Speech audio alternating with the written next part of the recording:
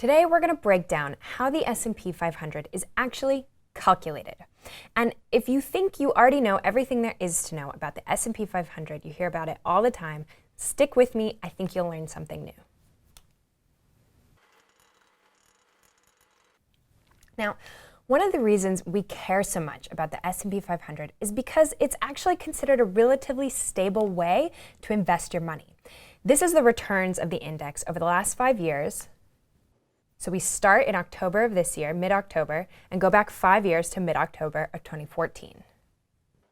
And as you can see, if you put your money in 5 years ago, you'd actually get a pretty stable return despite a little bit of turbulence in the latest year. Now, the S&P 500 is reflective of the large cap US stock space because the committee that selects the companies keeps in mind how much of a sector breakdown each industry should get so that it reflects the larger cap stock space. So as an example, if technology companies represent about 20% of total large cap companies in the US, they're going to make sure that the companies in the S&P 500 also reflect about a 20% technology representation. And they actually even break it down into subcategories from there, but we're not going to get into all that. What we are going to get into is how this thing is actually calculated. Now, as you may know, there are 500 companies in the S&P 500, but don't get confused, there are actually 505 listings on the S&P 500. And that's because the listings refer to some companies that have what's called a dual class share system. And dual class just means, say you're Facebook, you have Class A shares and you have Class B shares. The Class A shares give more voting rights to those who hold them. And actually, the S&P 500 decided recently we're not going to let any more companies in that have this dual class share system, but that is why, despite there being 500 companies, there are about 505 listings on the S&P 500. So when we say large cap, we're talking about large capitalization, and that means we do actually need to figure out what the market capitalization is of each company in the S&P 500, and that's where we start. Okay, so let's say we're starting with Microsoft, which just happens to be the largest company in the S&P 500. You first start with the price of their shares. And then to get the market cap, what you usually do is you multiply by the quantity of shares out there. Price times quantity equals market cap.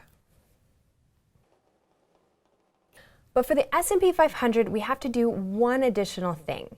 See, the market cap of the companies in the S&P 500 are actually called float-adjusted market caps, which means we need to take the quantity of shares out there and we need to actually figure out what percentage of those shares are actually tradable on the markets, i.e. not held closely by executives or by other private owners. So we multiply by the float.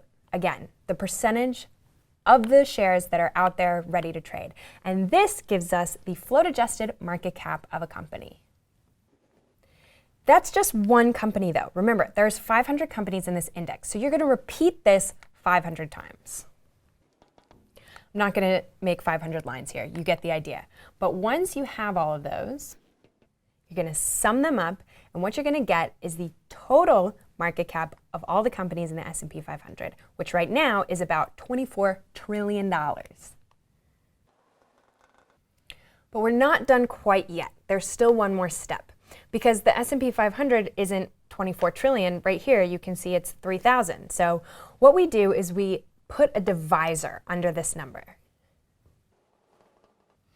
And S&P doesn't necessarily always share what exactly the divisor is, but just know it's a number that breaks the sum down to something a little bit more manageable. And also, don't forget, the S&P 500 is changing all the time. The companies in here, they issue more shares, or their share price changes, or they do a stock split, or their price falls so low that they're not actually considered a large cap company anymore, and they need to drop off the index, which means a new company needs to come on to take their place. These changes are happening all the time, and so this divisor is really key in making sure that the index doesn't change dramatically just because, for example, a company needs to come off and have a new company relisted on it.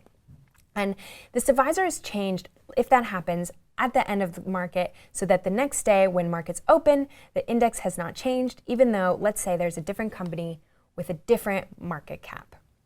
So the way that the S&P 500 is calculated actually gives us a good idea of what's happening in the large cap US stock market, which is why it's become one of the most popular indices in the world.